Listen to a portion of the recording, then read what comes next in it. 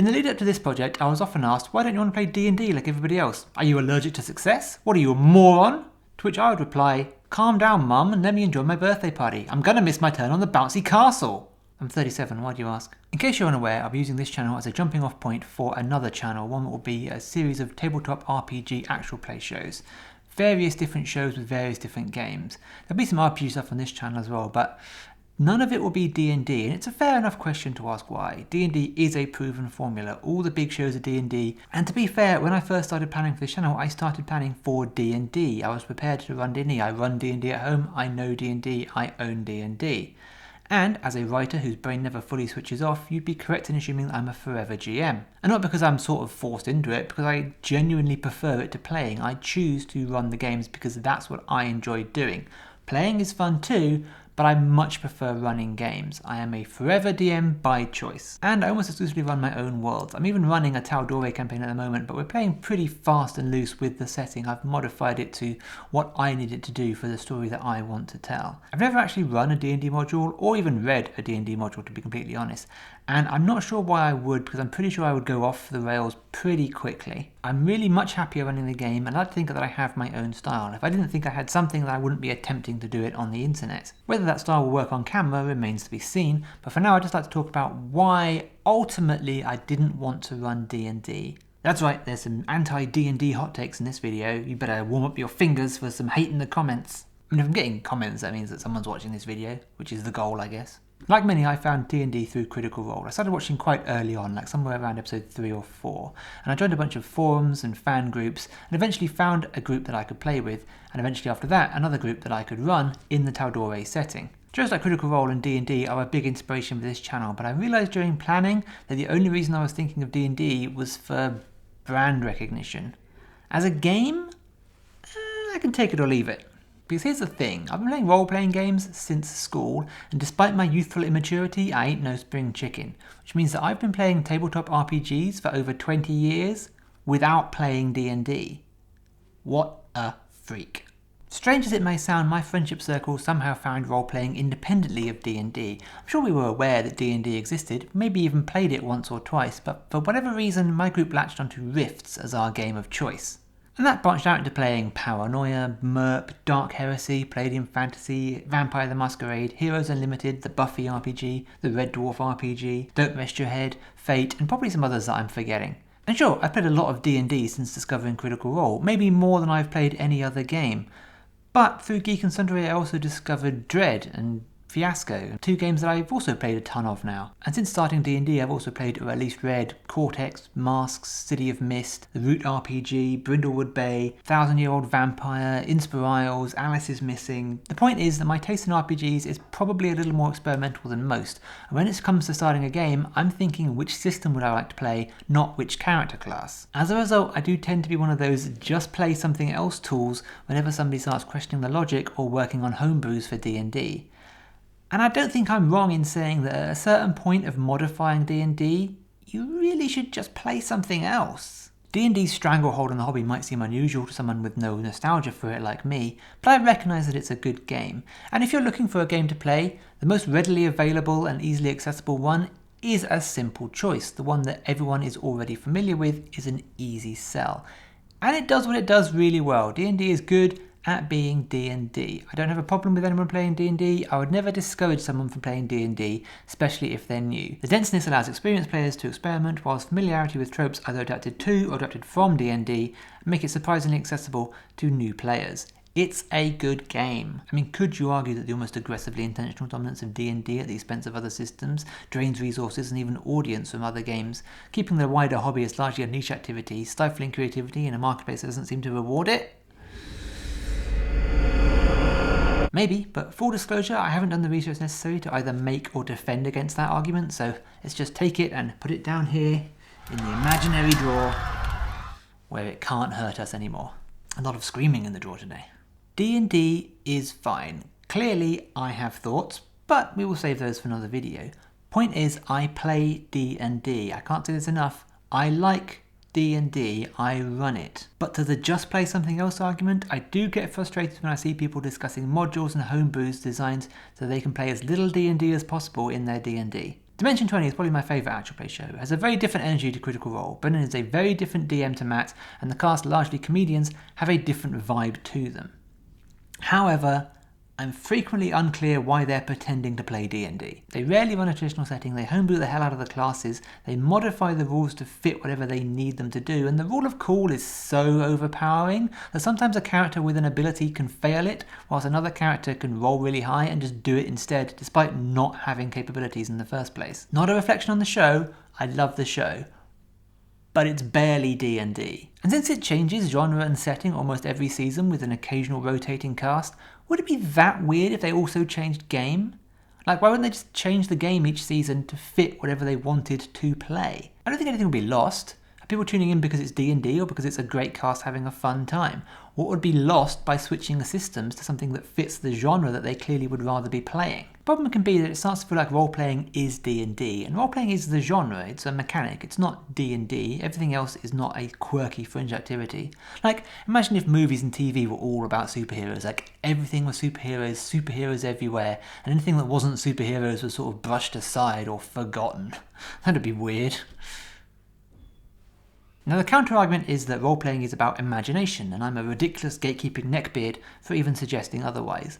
But like I said, role-playing is the genre, it's the mechanic. It's not D&D. D&D, the game, is this.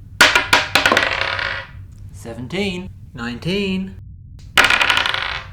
22, 20,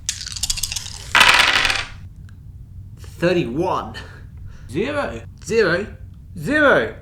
0, 0, 0, 0, 0. Yeah, I own a wizard's robe, what of it? The popularity of actual play shows have definitely moved the game into more of a social interaction style, but if you want to put on a dodgy accent and flirt with a bartender, you can do that in any of these games. D&D is a miniatures war game with role-playing painted over the top, and that's not a criticism, that's its origin story, that's genuinely what it is. D&D is its mechanics, its dice, its numbers, its setting and its lore, and if you don't like those things or you're trying to modify your game so that you do as little of those things as possible, then guess what?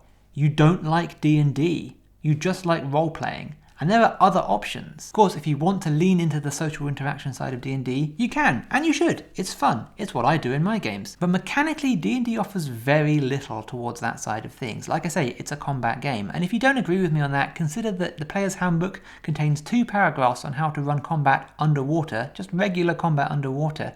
And nowhere in any of the main books are there rules to brew potions. Something I would literally do all the time. There are no hard crafting rules. Why are there no hard... We have video games that are just crafting. Nothing but crafting. Crafting is huge. Why does D&D not have hard crafting rules? That's insane. And whilst actual play shows definitely encourage the social interaction element of play, and you can definitely play it that way, just consider how much D&D you're actually playing in your D&D. Luckily, the gaming community is a pretty diverse bunch, and we're quite prepared to play other things. I've never had too much trouble convincing people to play other games. This is not a reflection upon the community, something that I, a straight white man, have never had any trouble with. Okay, I might have touched on some slight confirmation bias there, but my point is that gamers tend to find other games, but I don't feel that D&D is promoting other games. D&D just encourages you to buy more D&D. I keep mentioning Critical Role, but that's because they're a very clear influence on the boost in D&D and role-playing in general. And Critical Role very clearly is D&D. It's high fantasy, the players very clearly want to explore their abilities as mechanics of the game, and they're not afraid of a miniatures combat.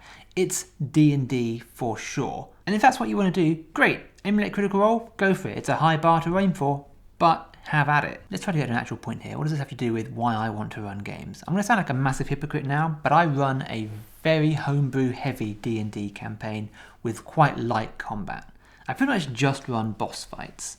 We'd theatre in mind some other things, and when we first started I would run random encounters and little bits and pieces, but after a few sessions of combat that didn't go anywhere and didn't serve the game, we weren't running for XP, we were doing milestone anyway, it just seemed sort of pointless and I wasn't enjoying it. So now my combat tends to be an important moment in the story, often a boss fight as it were. It's a combination of what the player's been working towards, and it will have a map and a stat block and will probably last more than one session. And to be clear, I began my gaming obsession in Warhammer. I am well up for a minis on a map, dice chucking combat bonanza.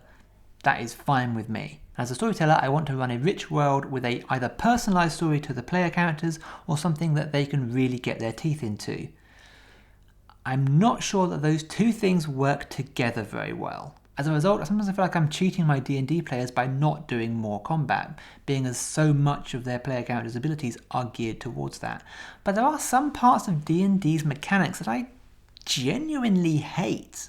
As you throw open the door and step inside, the mayor turns to you with a sly grin and says, "I hear you boys have been poking your noses in where they don't belong." Oh shit, is the mayor a bad guy? Yeah, that's why we're here. Remember what the pirates said? No? How long is the room? What? Like, we're in the doorway and he's on the other side, so how long is the room? It's not a huge room, it's a decent sized office, like say 20 feet. Listen, Mayor, we're not looking for trouble. Did you forget my name? No? How wide is the room? It's a square room, so it's 20 feet by 20 feet. We know, Mayor Wyndham, that you've been working with the smugglers. You watch as fangs begin to grow from his front teeth. Oh no. Damn it, that's why the tombs were desecrated. I grabbed my mace. Is there a window in the room? What? Is there a window? Yeah, there's a window to the right as you came in. How far away are we from the window? Well, I don't know, it's right there. It's like 8 feet, say. Is it south facing? Why would that possibly... Yeah, it's south facing, yes. He's got a lovely view of the ocean. Mayor Wyndham steps around his desk. He still has his sword ready, but he's not launching into a fight. It's clear he's unsure where this is going. Wait. We have some aligning goals. He's a vampire. He could have killed us at any time. How far away is he from us? I mean, he's on the other side of the room. Yeah, but he's not against the far wall. He said he's come around his desk. What's his desk, like 5 feet from the wall? Oh, sure, his desk is like 5 feet from the edge of the room. He's moved around it, so he's now 15 feet away from you at most, probably like 10 feet, because you're in the room now. That's the layout. He says, "You boys have been useful so far. I don't make deals with the undead. I don't want your faith to get us killed." How tall is the room? He fireballs the room. Maximum level. Just straight, hits everyone, including him. It hits everyone, including him. Well, a vampire just casually casting fireball out of turn order. Way to break immersion. It's not the players' fault they're doing this, they're working to the mechanics of the game. But every time one of my players asks me how far away something is, I really just wanna... Maybe I should tell my players not to watch this. On top of this, we're not just a group of gamers, we're a group of creatives. And D&D comes with a number of restrictions. It's hard to play D&D live and in person without incorporating miniatures and maps, and you're never going to be able to compete with the budget of Critical Role or Dimension 20 on those regards. And also it's a complication that I just don't really want. I don't really care enough about it to try and fit it in. What I'm driving at here is that I want to make a role-playing show with my actor friends, and I don't want to be distracted by occasionally having to play D&D the game. I don't mind D&D the game. Curiously enough, when I actually play, I'm a bit of a min-maxer and I much prefer strategical combat to actual role-playing. But when I run games and I'm telling a story, having to be distracted by a combat scenario or the mechanics of D&D is just kind of annoying. If you're not sure what I mean, then think back if you ever had the players having a long conversation in the middle of battle, but you've had to interrupt awkwardly and say, "I'm not sure you could have said all of that in 6 seconds." So really playing D&D doesn't add anything to what we want to do. Now, I have no objection to playing D&D in the future on a show or being involved in another D&D actual play show. I'm very keen to make that work. But as I keep saying, it's just not offering anything that we actually want. We just want to make a role-playing show with a skilled cast where we can improv a story. You don't need D&D for that. Hopefully I can do more video essay kind of videos like this.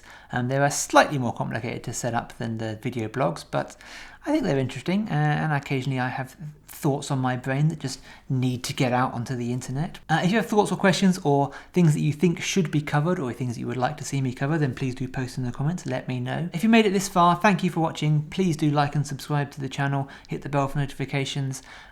Keep an eye out for our actual play channel that will be coming up probably in 2023. There'll be games on here. We've got a game of Nice Marines that's coming up soon. We did record a game of Fate, but I think it's only going to go out in audio format, and we're going to record some more stuff soon. But yeah, keep an eye out for all of those, and do the YouTube things and the social media things. You know all the stuff to do. You're smart, you can figure it out. I believe in you, you can do anything. The end.